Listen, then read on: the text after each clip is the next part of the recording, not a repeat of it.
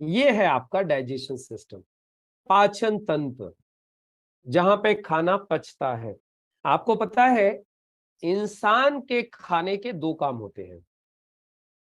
जो इंसान का खाना है ना, इसके साथ दो काम होते हैं। क्या?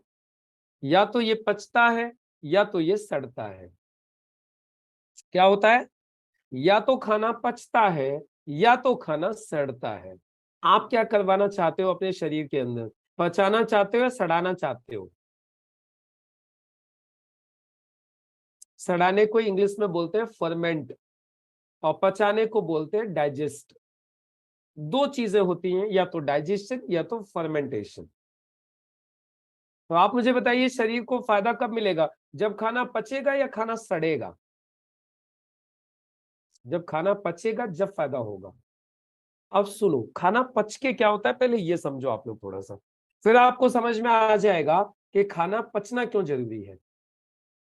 देखो, जब आप खाना खाते हो, खाना पचता है, तो उस खाने में से बहुत सारे महत्वपूर्ण चीजें, बहुत सारे इंपॉर्टेंट चीजें आपके शरीर को मिलती हैं।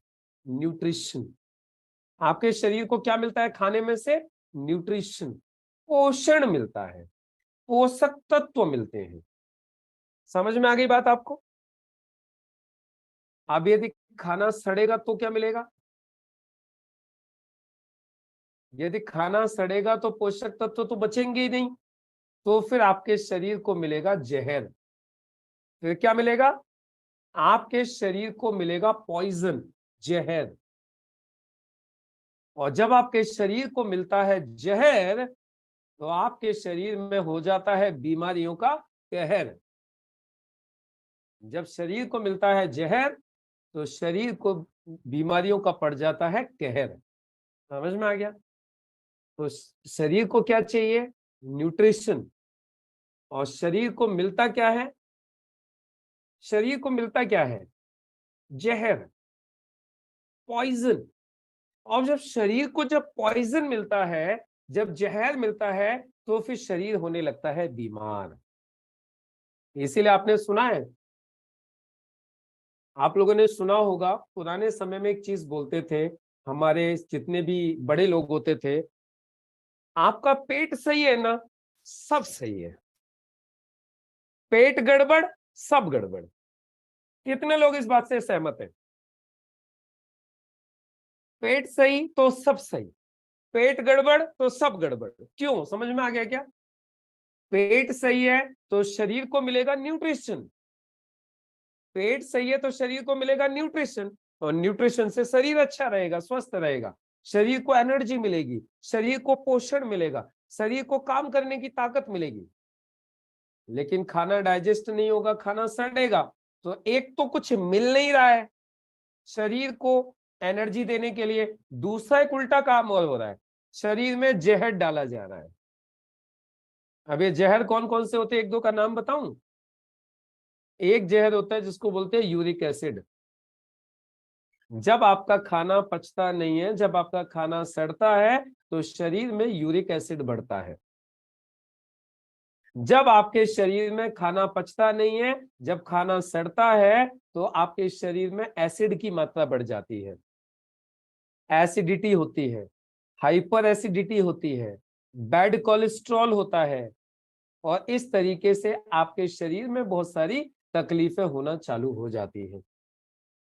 खाना पचता है तो आपके शरीर को खाने में से कैल्शियम मिलता है। खाना पचता है तो आपके खाने में से शरीर को फैट मिलता है। खाना पचता है तो आपके शरीर में से खाने को कार्बोहाइड्रेट मिलता है।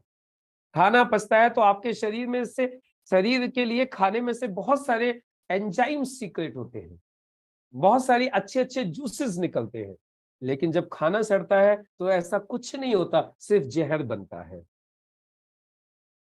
तो अब आपको समझ में आ रहा होगा, सर ये तो खाना पचना तो बहुत इंपॉर्टेंट है। आपको समझ में आ रहा है खाना पचना कितना इंपॉर्टेंट है? लोग खाने को पचाना सही रखे ना, तो बीमारी आदि खत्म हो जाती है। अभी मैं समझाऊंगा आयुर्वेदा के बारे में भी, आगे आऊंगा मैं। तो ये जो आपका सिस्टम है ना, ये जो सिस्टम है, ये आपके खाने को पचाने का काम करता है। जिसमें कि लीवर है, ये आपका पेट है जिसको स्टमक बोलते हैं। जितना भी खाना खाते हो, लीवर से पास होके आपके पेट में आ जाता है, स्टमक में। स्टमक से चला जाता है फिर आपकी आंतों में।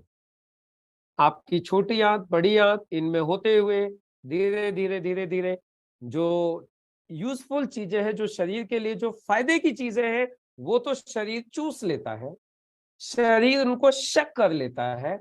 जो जो चीजें शरीर के फायदे की हैं और जो वेस्ट बचता है वो मल के रूप में शरीर से बाहर निकल जाता है, डिस्पोज ऑफ हो जाता है। ये सिस्टम होता है आपके खाने का। समझ में आ गया? खाने के डाइजेशन का।